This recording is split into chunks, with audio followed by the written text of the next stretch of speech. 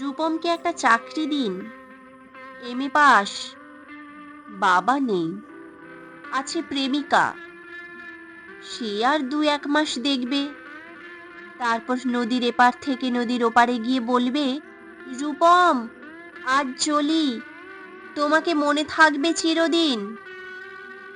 রূপমকে একটা চাকরি দিন, যে কোনো কাজ, পিয়নের কাজ হলেও চলবে।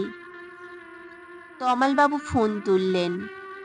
ফোনের অন্য প্রান্তে যারা কথা বলেন তাদের যেহেতু দেখা যায় না, সুতরাং তারা দুর্গেয়। তমালবাবু মামাকে বললেন, রূপমের একটা চাকরি দরকার। মামা বললেন কাকাকে, কাকা বললেন জ্যাঠাকে, জ্যাঠা বললেন বাতাসকে।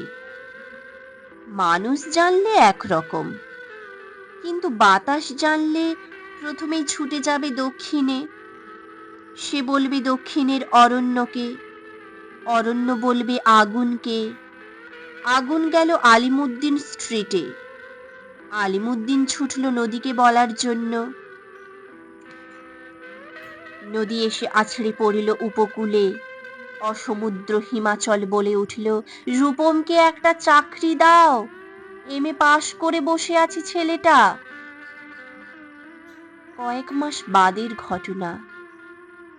আমি বাড়ি ফিরছিলাম সন্ধেবেলায়। গলির মোড়ে 7-8 জনের জটলা দেখে থমকে দাঁড়ালাম।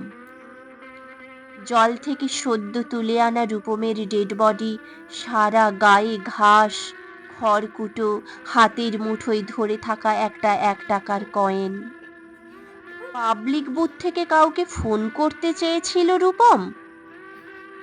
ভারত সরকারের 1 টাকা কয়েনের দিকে আমার চোখ। সারা গায়ে সবুজ ঘাস, ঘাস নয়, অক্ষর। এমএ পাশ করতে একটা ছেলেকে যত অক্ষর পড়তে হয়, সেই সমস্ত ব্যর্থ অক্ষর ওর গায়ে লেগে আছে। একটা ছেলেকে আপনারা কেন এমএ পড়ান? কোন আহ্লাদে 8খানা বিশ্ববিদ্যালয় বানিয়েছেন? তুলে দিন। এই কথাগুলো বলবো বলে ফোন তুললাম পবিত্র সরকারের।